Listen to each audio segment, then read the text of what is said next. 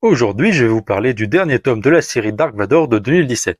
Je vous ai déjà parlé des 3 premiers tomes et aujourd'hui le dernier. Le début du tome se passe en l'an -14 et on y découvre Dark Vador traquant un ancien membre du Conseil Jedi, Iskos. Et on y découvre que Iskos avait probablement quitté l'ordre avant la fin de la guerre. Il donnera naissance à une fille, mais Dark Vador et ses inquisiteurs l'enlèveront pour de futurs projets qui nous sont encore inconnus. Mais dans ce dernier tome nous est introduit les inquisiteurs Iskat Akaris et Tualon Yaluna.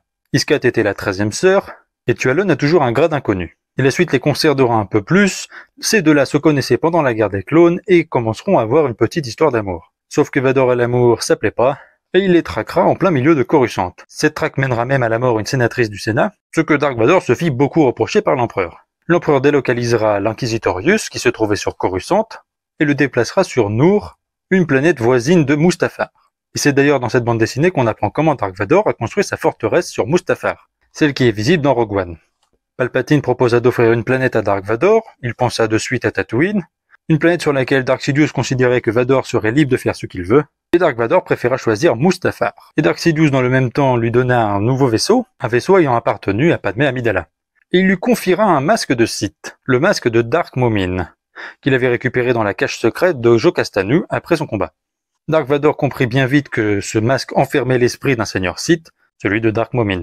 Dark Momin était un ancien architecte Sith, ayant construit des armes de destruction massive, et Dark Vador voulait utiliser ses capacités de construction pour créer sa nouvelle forteresse. La construction de la forteresse mit au moins 2 ans, et 10 essais, avant de donner la forteresse que l'on connaît. Mais l'emplacement de cette forteresse n'était pas un hasard, Vador l'avait fait construire au-dessus de la grotte Sith dans laquelle il avait corrompu son cristal de sabre. Il était persuadé que cette grotte détenait le pouvoir de ramener Padmé à la vie. Et il n'avait pas forcément tort. En concentrant toute la puissance du côté obscur, il serait capable d'ouvrir une portail vers le monde des morts et de ramener Padmé à la vie.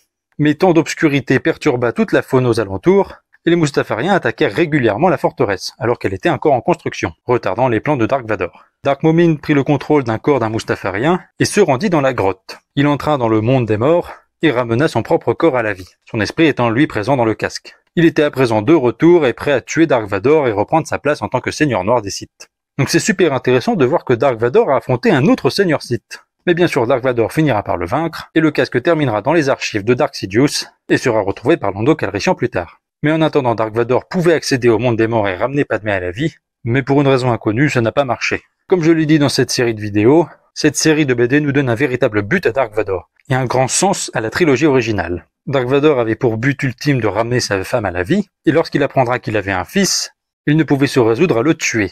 Ce qui explique pourquoi dans de nombreux médias il est très puissant, mais que face à Luke il peine à l'affronter. C'est parce qu'il voyait en Luke l'héritage de Padmé.